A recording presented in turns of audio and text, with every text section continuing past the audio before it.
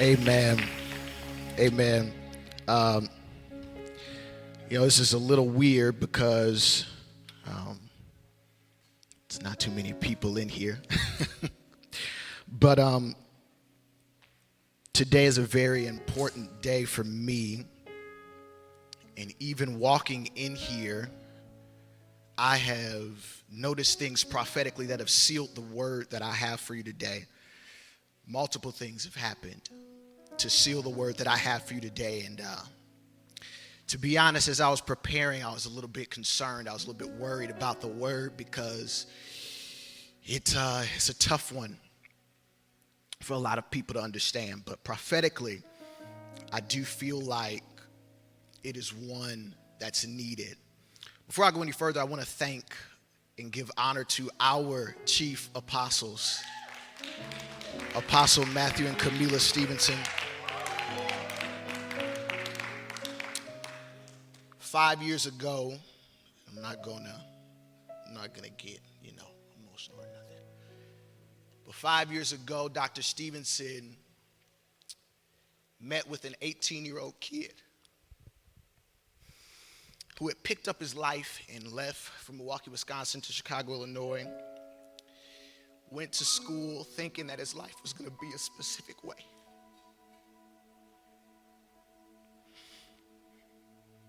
And he took a chance. He took a chance on a kid that didn't know anything, but thought he knew everything. He took a chance on a kid who looked him in his face. This is a true story, y'all. Looked Dr. Stevenson in the face and said, number one, I'm a prophet. I just need you to know that I'm a prophet, number one.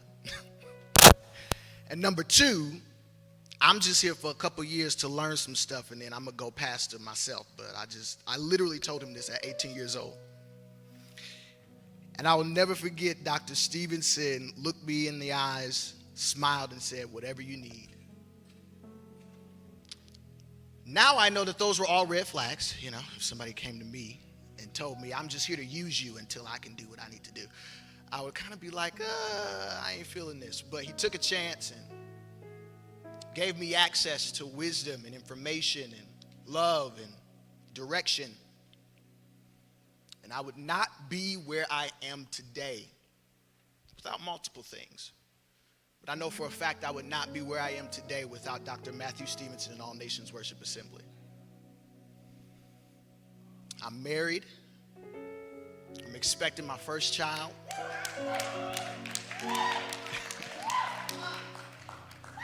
I'm a pastor, and I'm doing something. I'm in life. I'm doing things that at one point was only a dream. So I honor you today, Dr. Stevenson. I honor you, Dr. Camila Stevenson. I honor you, All Nations Worship Assembly, for staying true to your call. I am a success story of All Nations. You are a success story of All Nations. And this is why All Nations needs to keep being All Nations. Because there are people like me who would go through life thinking that there was nothing for them, or go through life thinking that God had nothing more for them until they met the right people. So I honor you. I honor you. I also want to honor my beautiful wife, Pastor Prophet Rocky Hegwood. I don't want to belabor the time. Now, I am going to need some help. Rodney, can you please do me a favor? I'm going to need some help today, and I specifically want you to help me. Can you come here, please? I know I'm putting you on the spot. But trust me, it's all going to make sense. You can come up here. Yeah, you can come up here. Okay. All I need you to do, very simple, okay? Sit here at this wonderful table, all right? Sit here at this wonderful table. In this box, you have everything you need, okay? You have everything you need. There's a picture. Here are your pieces. All I need you to do is sit here and put this puzzle together. That's it. Now, you putting this together before I get to the end is very crucial to this message. No pressure, but I'm just saying it's very crucial to this message. Okay, all right, that's all I need you to do. All right, now, if you could please go to Joshua 6, English Standard Version, Joshua 6 in the English, thank you, ESV. ESV is the place to be, okay? Joshua 6 in the English. Oh, I'm sorry. Can you give my Bible, please? Thank you. I purposely wanted to use my my actual Bible. Joshua 6 in the ESV. We're going to do a lot of reading today because I want you all to get every nook and cranny of this passage. This is a very familiar passage. A lot of you have probably heard this before. A lot of you have probably heard this story. You've probably heard it preached many different ways. But today I want to challenge you to forget everything you know about this story. Forget everything you know about this passage of Scripture. And I want you to listen to it with fresh eyes and through a fresh perspective. So Joshua 6:1. Like I said, we're going to do a lot of reading. So please be patient with me as I read this. All right. Starting at the first verse. Now Jericho was shut up inside and outside because of the people of Israel. None went out and none came in. And the Lord said to Joshua, see, I have given Jericho into your hand with its king and its mighty men of valor. You shall march around the city, all the men of war going around the city once. Thus shall you do for 6 days. 7 priests shall bear 7 trumpets of ram's horns before the ark. On the 7th day you shall march around the city 7 times, and the priests shall blow the trumpets. And when they make a long blast with the ram's horn, when you hear the sound of the trumpet, then all the people shall shout with a great shout, and the wall of the city will fall down flat. And the people shall go up, everyone straight before them. So Joshua, the son of Nun, called the priests and said to them, take up the ark of the covenant, and let 7 priests bear 7 trumpets of ram's horns before the ark of the Lord. And he said to the people, go forward, march around the city, and let the armed men pass on before the ark of the Lord. And just as Joshua had commanded the people, the 7 priests bearing the 7 trumpets of ram's horns before the Lord went forward, blowing the trumpets with the ark of the covenant, and the Lord following them. The armed men were walking before the priests who were blowing the trumpets, and the rear guard was walking after the ark, while the trumpets blew continually. But Joshua commanded the people, you shall not shout or make your voice heard, neither shall any word go out of your mouth until the day I tell you to shout. Then you shall shout. So he caused the ark of the Lord to circle the city, going about it once, and they came into the camp and spent the night in the camp. Then Joshua rose early in the morning, and the priests took up the ark of the Lord. And the 7 priests bearing the 7 trumpets of ram's horns before the ark of the Lord walked on, and they blew the trumpets continually. And the armed men were walking before them, and the rear guard was walking after the ark of the Lord, while the trumpet blew continually. We're still reading. And the 2nd day they marched around the city once and returned into the camp. So they did for 6 days. On the 7th day, they rose early at the dawn of day and marched around the city in the same manner 7 times. And it was only on that day that they marched around the city 7 times. And at the 7th time, when the priests had blown the trumpets, Joshua said to the people, shout, for the Lord has given you the city. And the city and all that is within it shall be devoted to the Lord for destruction. Only Rahab, the prostitute, and all who are within her house shall live, because she hid the messengers whom we sent. But you, keep yourselves from the things devoted to destruction, lest when you have devoted them to take any of the devoted things and make the camp of Israel a thing for destruction and bring trouble upon it. But all silver and gold and every vessel of bronze and iron are holy to the Lord. They shall go into the treasury of the Lord. So the people shouted, and the trumpets were blown.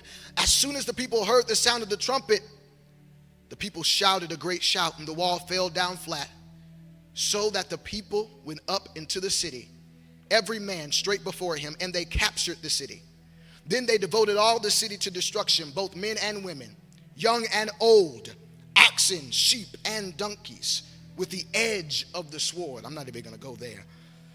But to the 2 men who had spied out the land, Joshua said, go into the prostitute's house and bring out from there the woman and all who belong to her, as you swore to her. This is our verse. So the young men who have been spies went in and brought out Rahab and her father and her mother and brothers and all who belonged to her. And they brought all her relatives and put them outside the camp of Israel.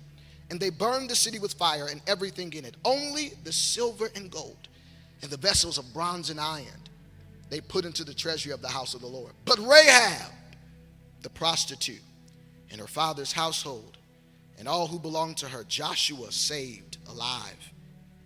She has lived in Israel to this day because she hid the messengers whom Joshua sent to spy out Jericho. I know we did a lot of reading, but it's going to make sense. The title of this message, I wish my kids were here to shout this out for me, because note takers are history makers. But the title of this message is very simple.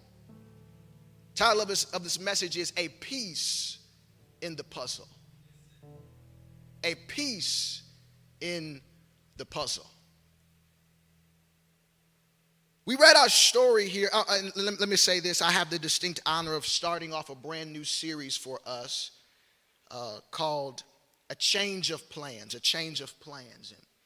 And this has definitely been a change of plans. But the title of this message is A Piece, oh that's pretty, A Piece of the Puzzle. Many of you know, as I just stated, I am in a new season in my life. As I told you, I'm about to be a father. Just found out a couple of weeks ago that it's going to be a baby boy. My first is going to be a baby boy. I'm super excited. But this means that I've been in a very extreme, intense season. A very extreme, intense season of putting stuff together.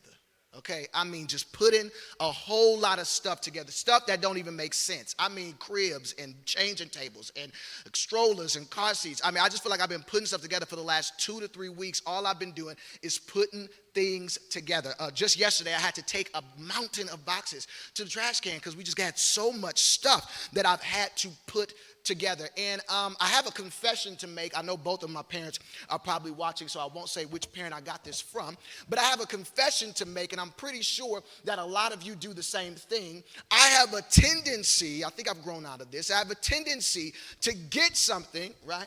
You open that box, you grab you some scissors or a good butter knife, and you just slit open that tape. You crack open that box, and usually the first thing that you see is instructions. Well, I have a tendency to go in that box, grab them instructions, and throw them across the room. Because, I feel like I don't need instructions. I could do better. Them instructions be confusing, and sometimes they be talking about parts that you don't even got, and then it don't make sense. So I take them instructions, and I chuck them halfway across the room, and I figure it out on my own. Now, here's the thing. Does it take me a little bit longer? Maybe. Okay. Do I do it perfectly? Not always, but it's there. It's there, and it seems to work. But sometimes it does backfire. Sometimes it does backfire. I'll never forget one time I got, IKEA is just difficult. IKEA is difficult. They always, sometimes they don't send enough pieces, then sometimes they send you 20 more pieces than you actually need. I don't get it. But I got a bookshelf from IKEA, and I really tried to follow the instructions. I tried to read the instructions, go through line by line, but it was taking too long. So then I said, you know what? I'm going to finish this off myself. I'm going to do something custom. That's what I told myself. I'm going to do something custom. So I said, I'm going to finish it off. So I finished it off. I put it up, and I tried to move it. And it looked nice, but it was wobbly. Anybody got a piece of furniture in their house where they're like, don't touch that. Don't touch that all the way, okay? Don't lean all your weight on that because, I put it, it looked nice, but I didn't put it together. It ain't all that sturdy. I didn't put it together all the way. But every time I get something new, every time I get something in the mail, every time I get something that I have to put together, I get excited because it's like a gift. It's like a gift. And life is very much so like a gift. It's like a gift that's boxed and pretty with pieces all over the place. And as our life journey is navigating through putting these pieces together and hopefully seeing a life that is sovereignly orchestrated and designed by God. The different pieces that we have are the pieces of our family, and then we have our friendships, and then we have our money, and then we have our dreams and aspirations. We have the battle for purpose and destiny. We have our kids. We have our history. We have our past. We have our trauma. We have our personalities. We have our emotions. Each of these are essential pieces to the puzzle. And each of these are pieces that we try to put together to make sense of this thing called life. There are pieces. There are pieces. There are pieces in our lives that sometimes scattered abroad don't make sense, but we go through our entire lives trying to put them together and trying to make sense of something. You can also call this puzzle of a life a plan. A plan. A plan. We have a plan for our lives. We have an outlook for our lives. We have things that we want to go, and things that we want to do, and places that we want to go, who we want to be, what we want to be known for. Everyone's plan or puzzle is unique. It's different. It's complex. My life is nothing like your life. Your life has been extremely different than mine. We have different pieces. Some of our pieces might look similar, but they are not the same. And you have to understand that everybody's puzzle is their own. I know you've heard it all year. And you're probably sick of hearing it because we're almost towards the end. But 2020 has been a change of plans. 2020 is like you got the puzzle almost there. You probably got about 10 pieces missing. You can see it coming together. And then 2020 came and flipped the whole table over, and now your pieces are scattered everywhere. 2020 has been a year, but I know a lot of you are near the end, and a lot of you are trying to grasp onto hope, and so you've been saying that 2020 is still your year, and you know you got 2 more months left, and God's gonna do a miracle. But let me be honest, 2020 has been a year. I've had to face some things in 2020 that I never had to face, some things caught myself, okay? Now, one of the worst things that could ever happen to me is me having to be stuck in a house with my thoughts and my ideologies about who I am and what I'm supposed to be. I know you don't want to talk about it, but for a lot of us, we distract ourselves with work, and we distract ourselves with going out, and we distract ourselves with friends and family, and we distract ourselves with sounds and noises and unnecessary things. That's good. But I know that 2020, for some of us, has been hell. I'm sorry. I know that a lot of you at the end of the year, Biden just got elected president. You think the things are turning around, but I'm still going through 2020. 2020 has shown me a side of myself that I never thought I would see, because I thought I had suppressed it so much. I thought that I had pushed it down and used the weight of life and the weight of work and the weight of purpose and destiny to not have to look at the fact that I'm scared of my future. I don't know if there's anybody in here that's honest to say that sometimes we use a lot of things to suppress our feelings, to suppress how we really feel. I'll speak for myself. I know that I use work and I use friends and I use family to suppress the fact that I'm scared. I'm scared of what the future holds. I'm scared of what if I fail. I'm scared of what if I die and don't get to what I'm supposed to get to. I'm scared of what if I get to a place and I'm not who I thought I would be. I'm scared of what if I mess all of this up. I'm scared of what people would think and what people would say. I know a lot of you don't want to admit it, but I will.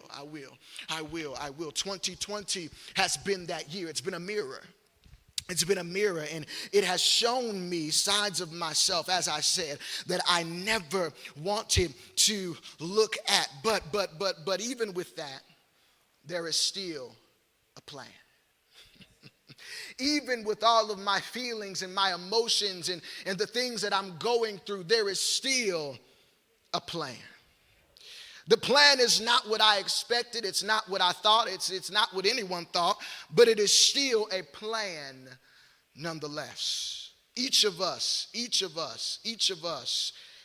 had and still have some form of a plan. This plan since birth has been a puzzle while also having some puzzling moments. There have been intricate and intentional things that have all worked together, beautifully orchestrated to form what you see and understand as life. Sometimes we walk through this thing aimlessly and without calculation or value, but you have to understand that there is a plan. Let's go to our text. I want to make sure that I'm biblically sound today and that we're walking through our word. The first thing I want you to understand is that before we even got to our text, because there were some things referenced that we did not read. So in Joshua 2, you see that Joshua commands two spies to go into the city of Jericho. Now, the city of Jericho was a part of God's covenant with his people as a place that they would be able to overtake and a place that they would be able to dedicate to him. And so in Joshua 2, Joshua sends two spies. They're nameless. We don't know their names, but we know their purpose. Joshua 2, he sends two spies into Jericho to scout out the city. Why? Because this is still a war move. Some of us, we think that just because God's doing it, that does not mean that we have to fight.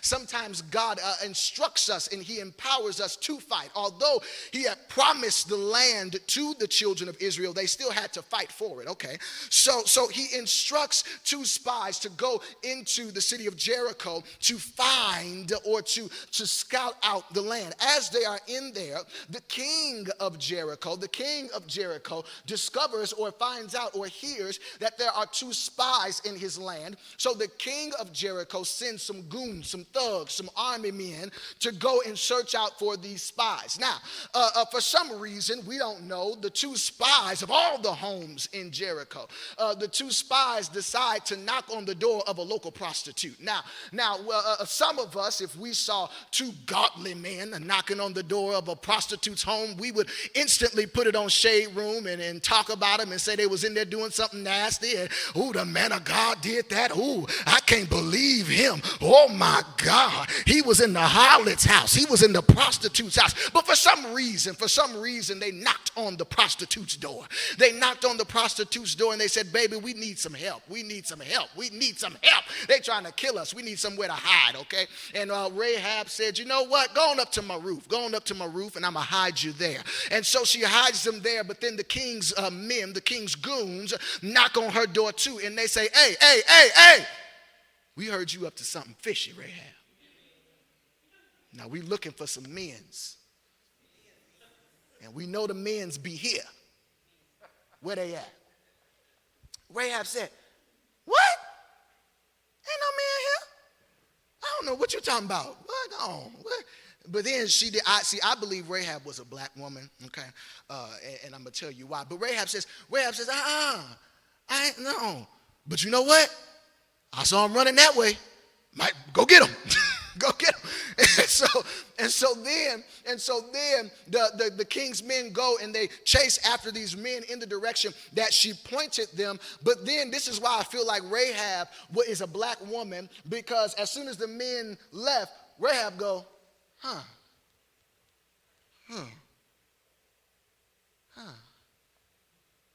just helped them. Excuse me. I just helped y'all. What y'all about to do for me?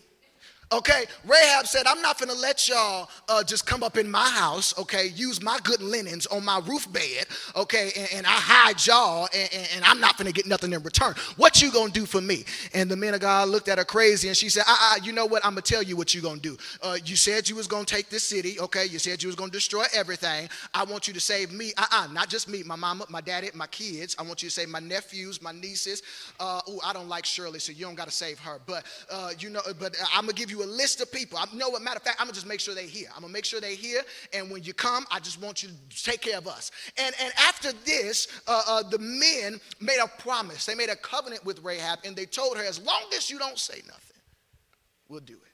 We'll do it. So then we get to our text. That's just a little backstory. Then we get to our text. And in our text, we see God giving Joshua instructions on how to take the city of Jericho. And then we also see Joshua giving the people instructions based on what God told him. And then we see them actually doing it. So we see God giving Joshua instructions, Joshua giving the people instructions, and then the people actually doing what God instructed. The first thing that I want you to see in our scripture is the intricacy and detail of the plan. There's so much detail in this plan, in these instructions that God has given Joshua. And God's plan has detail. Let me be honest with you. Sometimes we like to sit and we like to say that God sometimes don't be talking. Or sometimes God just wants you to walk out on faith and he don't say how he gonna do it or what you supposed to do. And sometimes I just don't know what to do. Baby, you're not listening. Because I've learned in my life that God is actually very clear. He speaks clearly. And he knows that the miracle is in the detail. So he loves to give them. So sometimes we say, I don't know. I don't know if God is talking to me, and I don't know. But you know good and well when you hear that voice, you try to think of something else. Don't lie to me. When you hear that voice, you try to think of something else. You try to drown that voice out. You try to act, devil. No, that ain't the devil. That's God. You know good and well who's talking to you. But there's intricacy in the plan of God. And we are in a generation that does not like detail. Because sometimes details can expose our inadequacies. Sometimes details can expose our flaws. Sometimes details can expose the things in us that we don't necessarily like or the things that we don't necessarily want to have to do. So the details are something that we do not like, and we would much rather be led by our feelings than the plan of God. The things that would give us the details we don't feel like doing. I don't feel like praying. I'm still tired. I don't want to wake up. I don't want to wake up and pray. I don't feel like fasting. My tummy hurts. I don't want to do that. Okay? I don't feel like having accountability because then people are going to judge me. I don't want to do that. I don't feel like doing the things that God has given you to do in order for you to get the details for the plan. Okay, so there's intricacy in this plan. There's intricacy in this plan. But the second thing that I need you all to see and recognize is the promise that was made to Rahab. The promise that was made to Rahab. It is interesting to note that Rahab, in today's message, I forgot to say this at the top, is probably going to challenge a lot of your theology. This is probably going to be one thing that you don't like, but that's okay. Rahab, what you have to understand, because a lot of theologians have tried to twist this story to make it more palatable for Christians. But I like it the way it is. I think it's just as palatable as it needs to be. Because what you have to understand is that Rahab did not know God. Rahab knew of God, but she did not know God. Rahab knew that the men served God. She knew that the people that were coming served a God, but she did not know God. Rahab was living in the city of Jericho, and the city of Jericho was known for what is known as moon worship. They worshiped the moon. So they were a pagan nation. Rahab ain't have no faith in God. She ain't have no reason to. She served the moon. The moon was her God. That's who she had faith in. She didn't have any reason to have faith in God. Rahab wanted an escape. Okay. Rahab wanted an escape. And I know for some of us, we make decisions not based on our faith in God, but we make decisions simply because I need an escape. I know after the fact we like to act like, oh, my faith was in God. But no, baby, you wouldn't apply for that job because you ain't had no money. You ain't have faith in God. You ain't have no money and you needed bills paid. But when you got it, you said, thank you, Jesus. I knew you was going to do it. You'd have got a salvation. No, baby, you was broke. And you needed some money. Sometimes we don't make decisions based on our faith. We make decisions based on our need. And Rahab made a decision based on her needs. That was not faith from her. She did not know if she was using faith. All she knew was that she wanted protection for her and her family. All she knew was that she wanted a better life. She did not know that she was putting her faith and placing her faith in the God of Israel. She was actually placing her faith in the men. She was trusting that they would acknowledge and believe that she would do what she was supposed to do. She was trusting that they would keep up their end of the bargain. So she was a part of a pagan city, and she believed in the men, not in God. Next thing I need you to understand are the characters involved. We're almost done. We're inching. You're doing good. We're inching. The characters involved in this all experience some sort of change of plans. Joshua, an amazing prophet of God. Joshua, I'm sure, grew up and did not know that he would be leading the people of Israel as a little boy. He didn't say to his mama, I'm going to be leading the people of Israel into the city of Jericho. He didn't know that he would be Moses' successor. Joshua probably thought he was going to be, I'm not going to say that. Joshua probably thought he was going to be a doctor or a lawyer, you know. He probably thought he was going to take over the family business at the cattle farm.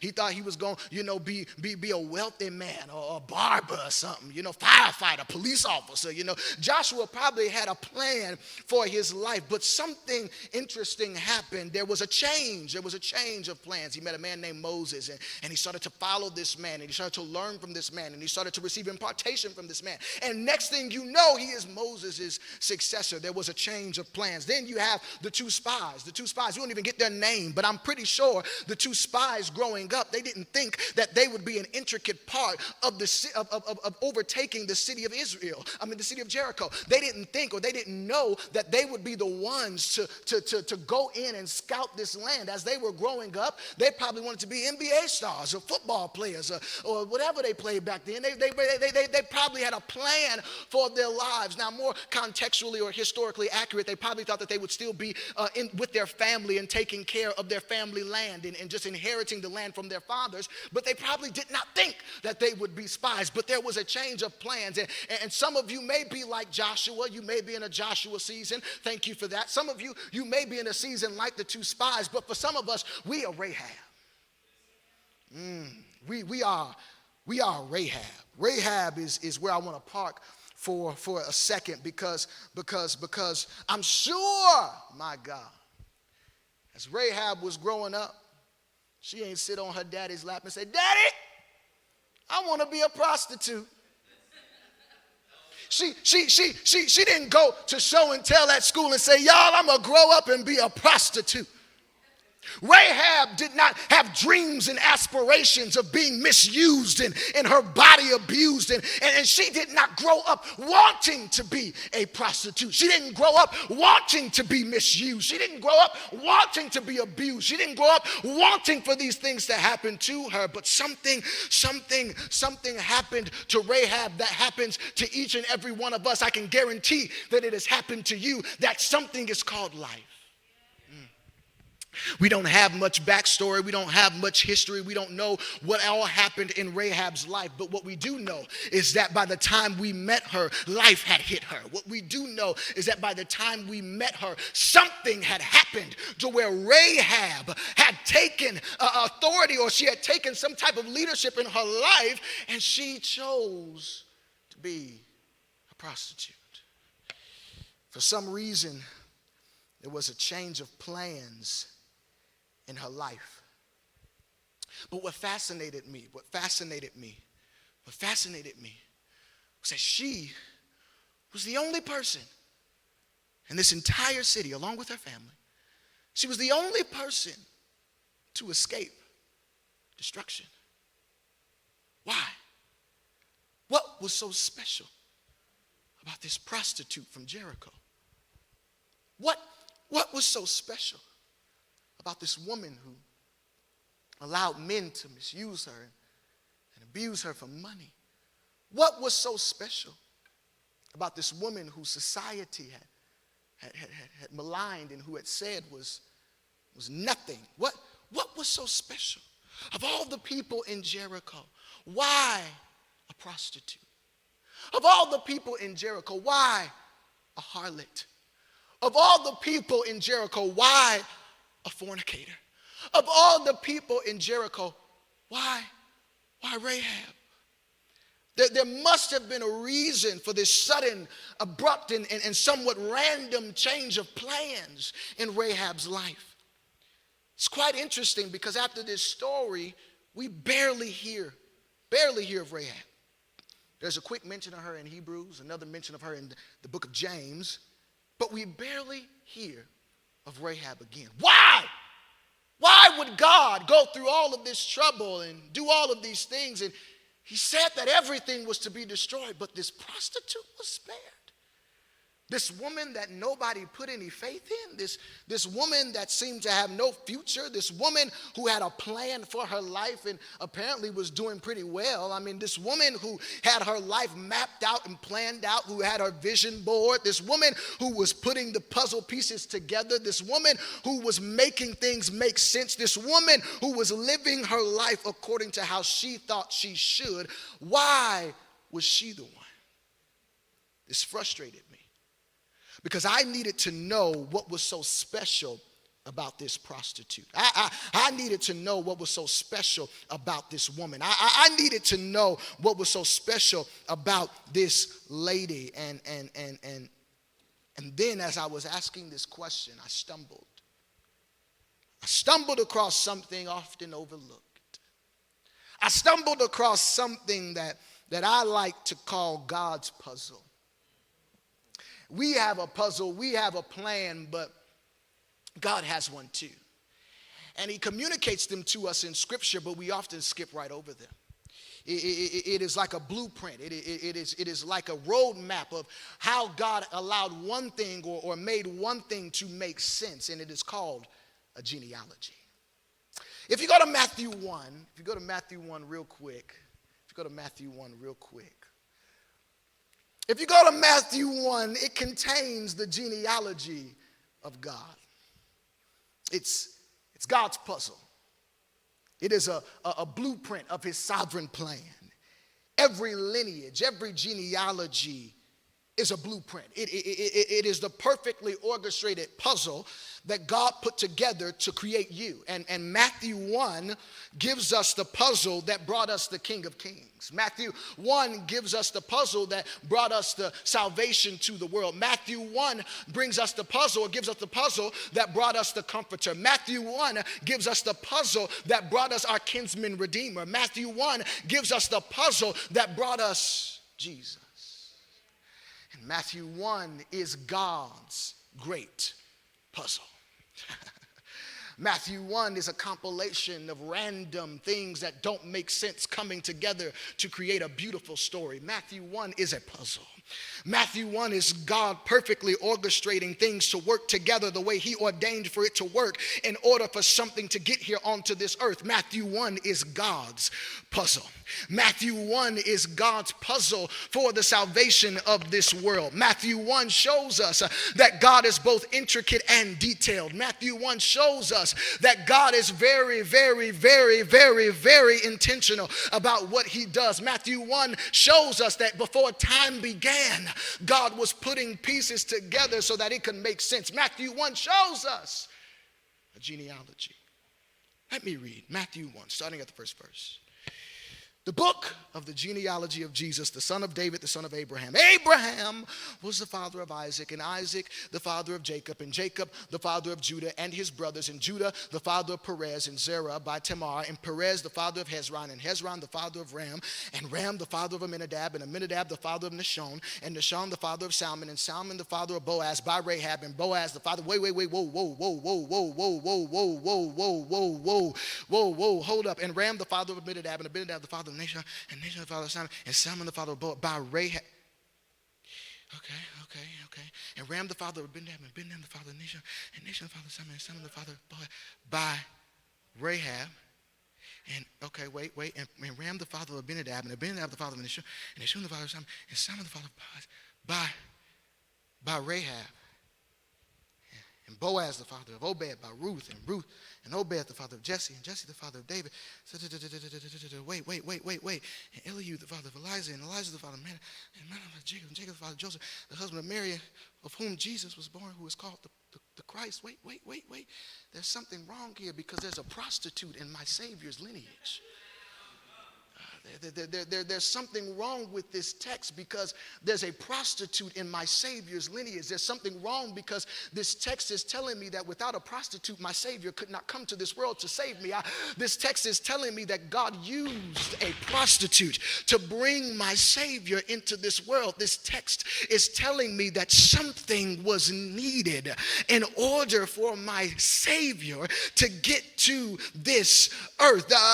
What you have to understand is that we don't hear much about Rahab later on in Scripture, but we hear everything that we need.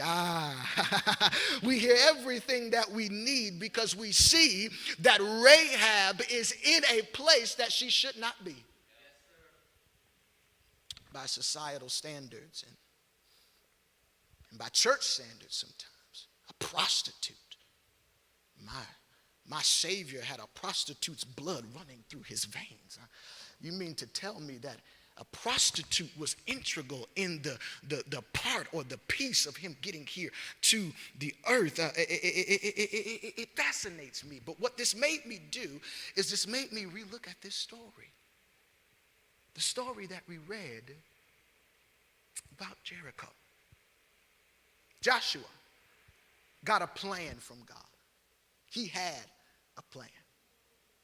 Go into Jericho. Take everything.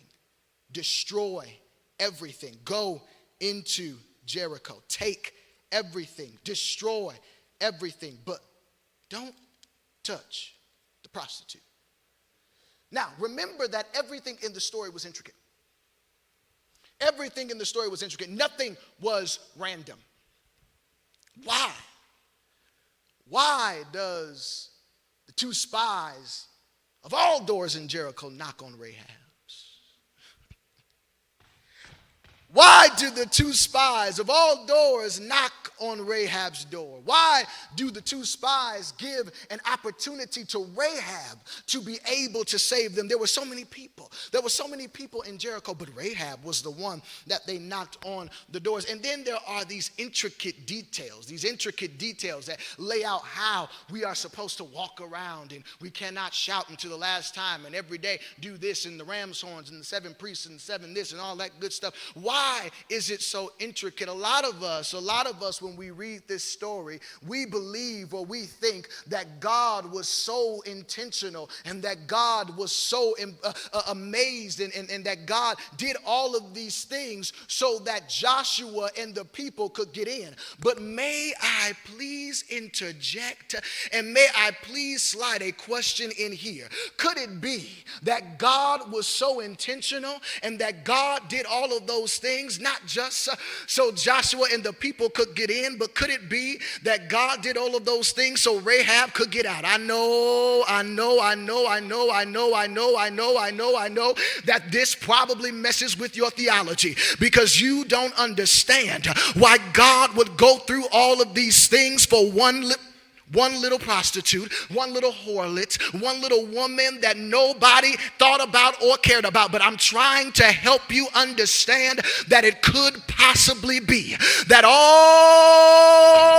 of those things were done to get a hoe out of Jericho. I'm trying to help you understand that all of those things were possibly done, to get a hoe out of Jericho. You mean to tell me that God gave instruction to Joshua, put it on the hearts of two spies to knock on a random door, to go and get a hoe out of Jericho? You mean to tell me that God put these intricate things in place and he planned all of these things out to get a woman that most people looked over, to get a woman that most people didn't care about, to give a woman that most people don't like a way out?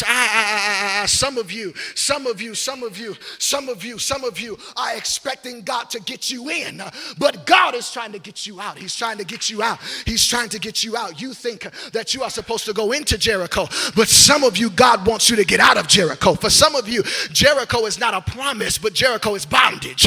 For some of you, Jericho is not a promise, but Jericho is a stronghold. For some of you, Jericho is not a promise, but Jericho is chains. God did so many things. He did so many things in this story, but could it be that all of these things were to get one little lady out of bondage? Could it be that God did all all of these things to get one little lady out of bondage and into freedom? Could it be that God did all of these little things to get her out? You are a perfectly planned, perfectly orchestrated person, but you have to understand that you are a perfectly planned and perfectly orchestrated piece in God's puzzle.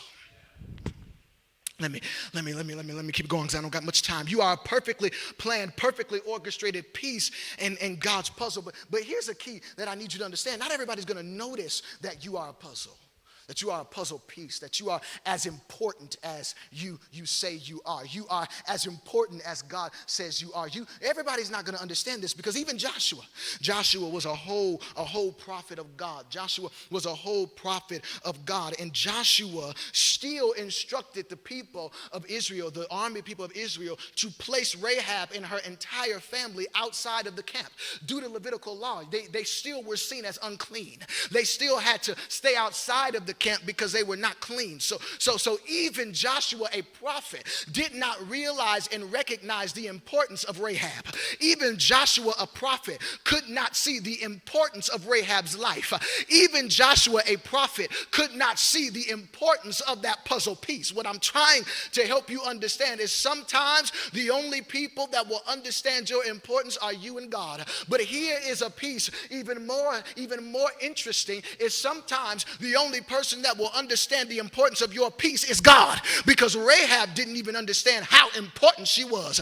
Rahab went her entire life and didn't even see why she got out of Jericho. Rahab lived her entire life and she didn't even get to see why she got out of Jericho. Here's my question to you. How would you live? Would you still be this committed, this devoted to God, if you knew that you would not see the fullness of your life before you die? Would you still be devoted if you didn't become a millionaire in this life? I'm trying to help somebody.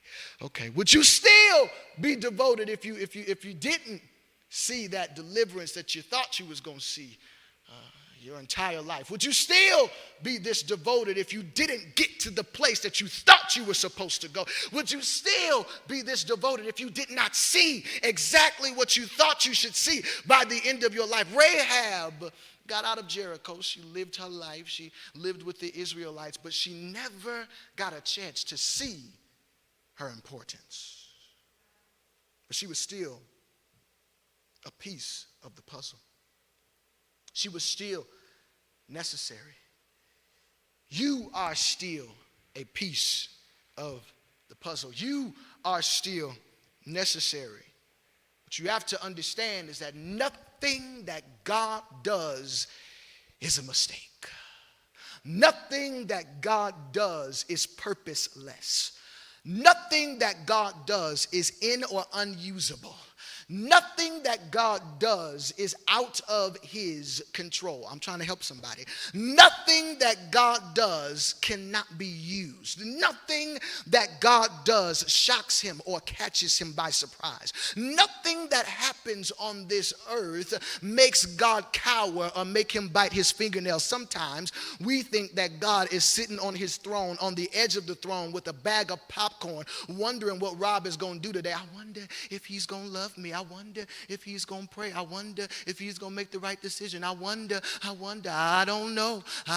But thanks be unto God that I don't serve a God that is not all-knowing. Thanks be unto God that I don't serve a detailed and oriented and orchestrated God. Thanks be unto God that I serve a God that has very intentional and very specific puzzle pieces, because he has a plan that has to come to place. First thing I need you to understand is that you are a piece. You are a piece in God's sovereign puzzle. You are a piece in God's divine puzzle. But the second thing I need you to understand is that peace is twofold. You are a piece, a P-I-E-C-E. You are a piece in God's puzzle. But there's another piece to the puzzle. I can't sit here and say that there are things that don't happen that cause us to be frustrated. There are things that don't happen that cause us to be afraid. There are things that don't happen that cause us to worry. I can't say that there are things that happen that don't cause us to worry or have anxiety. I can't sit here and say that life is a field of daisies and nothing happens. Sometimes we need peace when our lives get puzzling. If you've been in a puzzling place in life, if you've been in a place in your life where things just have not made sense, where it feels like pieces are all over the place, where it feels like pieces are not coming together, where it feels like pieces are not making sense, if you feel as if your life is at that place, I need you to know that there is a peace for you. There is a P-E-A-C-E for you that you can rest in, that will bring you joy and that will bring you unspeakable understanding, that will help you through those hard days, and that will help you through that worry, and that will help you through that anxiety. There is a peace. There is a peace that you can rest in, and the peace is this: I am a piece of God's puzzle, but He is the piece when my life gets puzzling. I am a piece of God's puzzle, but He is a piece. He is the piece when life gets puzzling. What I need you to understand is that there is something that I can take peace in, and that something is that God always has a plan. God always has a plan, and it's not written in pencil, it's not written in pen, it's not even written in Sharpie, but it's written in blood. My God. And blood can't be erased because it's stained. It's stained where He wrote it. My God, it doesn't matter what my plan is because God has a plan. Now I know we live in a humanistic world. Well, what about me? I can make choices on my own. My choices are important. My choices are here. I need to be able to feel like I'm doing something. The only thing that you should be trying to do is ensure that your life is to the point where your plans are His plans. The only thing you should be trying to do is ensure that you believe Him enough to where your plans are His plans. The only thing that you should be trying to do is every time an opportunity comes, every time something happens, you should believe that on the other side of this is God. Because even if I choose the wrong thing, He already has the right thing waiting for me. I need somebody to understand that my peace is His plan. Rahab never knew about this peace. Rahab never knew about this peace because Rahab never got to see her great grandbaby save the world. Rahab never got to see why she was such an important piece to the puzzle. Rahab never got to see why she was so necessary. Rahab never got to see why she had to leave the city of Jericho. Rahab never got to see why she had to leave her bondage. Rahab never got to see why she had to escape that place and get into another. God is very intricate. I'm coming to my close, but I need you to understand that there is a peace. There are some of you listening today, and this has been jarring and this has been confusing because you have been at a point in your life where you are trying to figure out what to do next. You are at a point in your life where you are trying to figure out where to go next. You are at a point in your life where you are trying to figure out what to do and who to be. But here is something that I have for you. Here is encouragement that I have for you, even in the midst of the change, even in the midst of the changing of your plans. God's plan never changes. Even in the midst of the changing of your plans and the changing of your mind and the changing of your emotions and the changing of your feelings, God is still seated on the throne. Even in the midst of your changes, in the midst of your alterations, in the midst of your adjustments, in the midst of your rotations, in the midst of your spins and dips, God is still seated on the throne. Even in the midst of what you think and what you say and where you've been and what you felt, God God is still in control, and his plan has never changed. God has something to do here on this earth, and it's bigger than you, it's bigger than me, it's bigger than all of us. And that is why I don't have to worry, nor do I need to be anxious, because the plans of God never changes.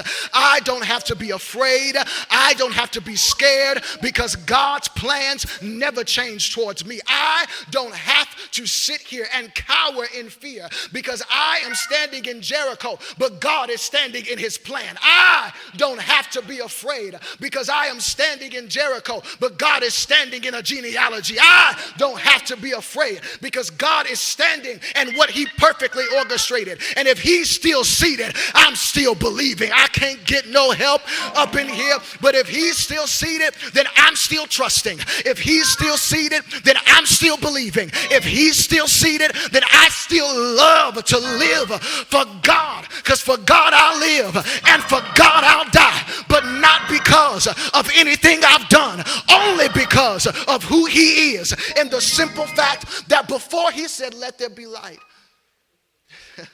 before he said let there be light, he was standing at the cross. Before he said let there be light, he was standing in 2020. Before he said let there be light, he was standing in your worst problem. Before he said let there be light, he was standing in your worst pain and in your worst trauma, because he has perfectly orchestrated a plan. There is a missing piece in your puzzle. Let's go to our friend here. Lord Jesus. Lord God. Woo! Y'all see this? Y'all see this? Okay. My God. Now I told him. Y'all heard me say to him. Y'all heard me say that it's imperative that he get this puzzle done before I get done preaching. Wait, say that again. It's some missing pieces in my puzzle. Now hold up. He ain't nowhere near done. He ain't nowhere near done with this puzzle. Woo! He ain't nowhere near done with this puzzle.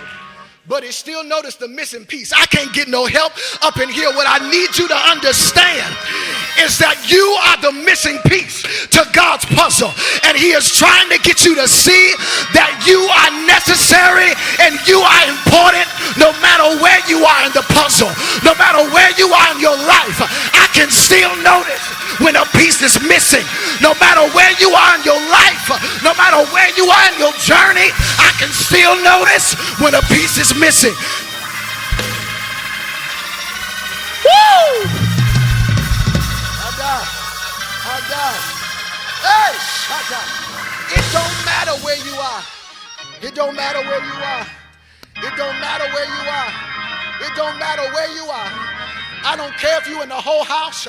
I don't care if you're in addiction. I don't care if you're in a stronghold. I don't care if you're in bondage. I don't care where you are. But I need you to know that God sent to Joshua to 7359 South Chappelle to come and tell you that the walls of Jericho are coming down today. But they're not coming down so I can come in. They're coming down so you can come out in the name of Jesus. Everything that has held you back, everything that has tried to stop you, everything that has tried to block you, there is a change of plans. There's a change of plans. There's a change of plans. Here's what I need you to do. Here's what I need you to do as we end. Berg, I need you to come here, because I said my wife would tell you. My wife would tell you. I knew that I wanted to end this a specific way, because I really feel as if there's a oh yeah, get your microphone. I knew that there was a specific way I needed to end this, because the word of the Lord was that there is a new season of joy coming into this season, coming into this world, this atmosphere. But what brings the most joy is praise, and what brings the most joy is understanding that God will always get the glory. It don't matter who. It don't matter what I'm going through. It don't matter what I feel, but God will always get the glory. Now, Berger, I told my wife this is about 2-3 days ago. This is before I even knew I was preaching. I told her, I literally said, the next time I preach, I'm going to have Charles sing this song. I didn't even know I was preaching this Sunday. I said, the next time I preach, I'm going to have Charles sing this song. And I told her, I said, I feel as if something is going to break in his life as he sings it. I literally said that. And I feel as if you are at a point where you are noticing why you are at peace. There's a new peace coming into your life. And I literally had a vision of you singing this and us going up into a praise, but I had the vision, and in it, chains were dropping off of you. So, like I said, I didn't even know I was going to preach. And so when I walked in today and I saw you, it was confirmation that you are walking into a new season in your life where you see your value, and the importance of why you are alive. There is an importance to your life. You are alive for a very specific reason. And I'm also seeing that you are going to experience something come 10, 15 years from now. It's not going to make sense, but come 10 to 15 years from now, there's going to be a very specific young boy that is literally a mirror image of you, and you are going to notice why you are alive, because you are going to have specific language for this specific life. And that's going to be one testament of many. But that's going to be one of the first times that you experience this and you see it, and you're going to know that this was the hand of God. We're going to go up into a praise, but I specifically want us to declare that he'll get the glory. And I want you to sing this with everything you've got. I mean, sing it like as you're singing it, things are coming off you. And it's also, I want you to sing it like whatever's going on in your throat is done. Like whatever's happening, there's something that the enemy's trying to do in your throat, but I want you to know that it will never come nigh you. It will never, ever come nigh you in the name of Jesus. Listen.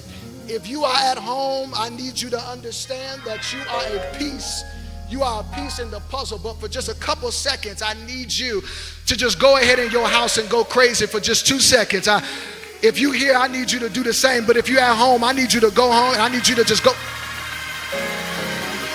I said, I just need you to go crazy, because I don't know how, but somehow he's always going to get the glory. I don't understand it. It don't make sense, but somehow he'll always get the glory, because God has a plan, and that plan never changes. Although my plans change, his plan never changes. Come on, I need to, woo, my God, my God, my God, my God.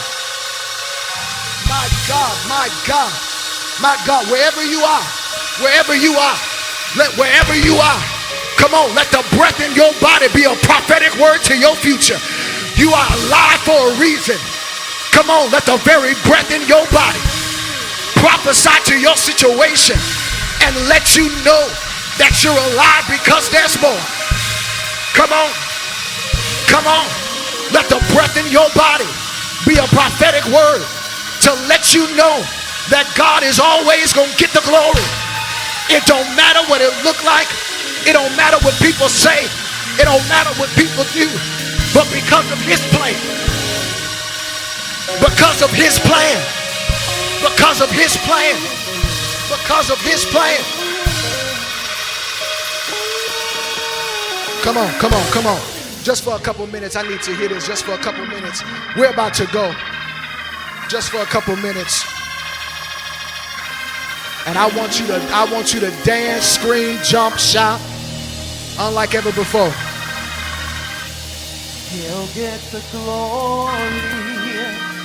He'll get the glory. Somehow he'll always get the glory. He'll get the glory. He'll get the glory. Somehow he'll always get the glory. Hey, he'll get the glory. He'll get the glory.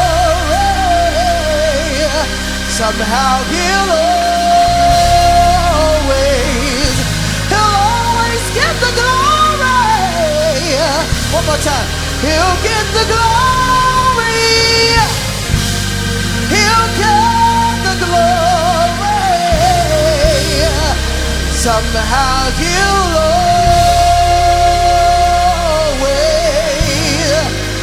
always get the glory.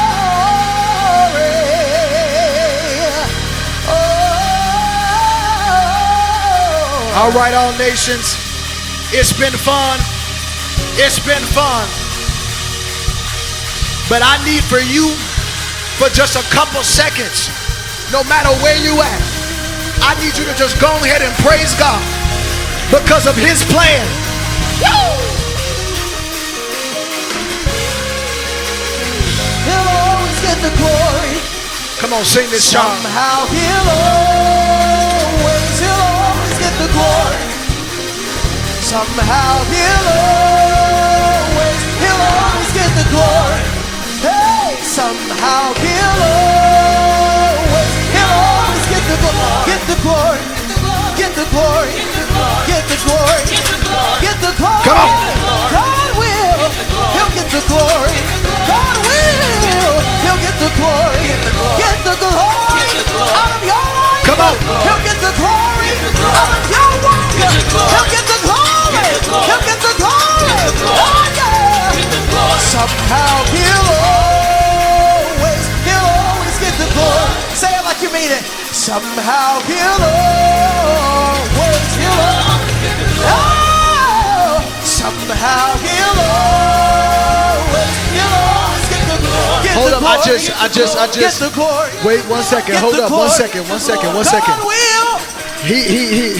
I want you to stay right there, but I just got something because I'm seeing that there's a lot of people 50, 60, 70, and you think that your life is over, you think you're towards the end, but I need you to know and understand, as long as you've got breath in your body, there is something for him to get the glory from. To all of my champions, you're 50, you're 60, you're 70. To my grandmother, Yanita Tucker, Mamie Dupree Hegwood, you are alive for a you are alive for a reason. Nothing is aimless. You are not living to die, but he's gonna get the glory. He's gonna get the glory. Go ahead. Get the glory. He'll always get the glory. Get the glory. Get the glory. Get the glory out of your walk, out of your life. He'll get the glory out of your trial, your tribulation, your situation, your addiction, your affliction. God will get the glory. I know he will. He'll get the glory. Get the glory. Get the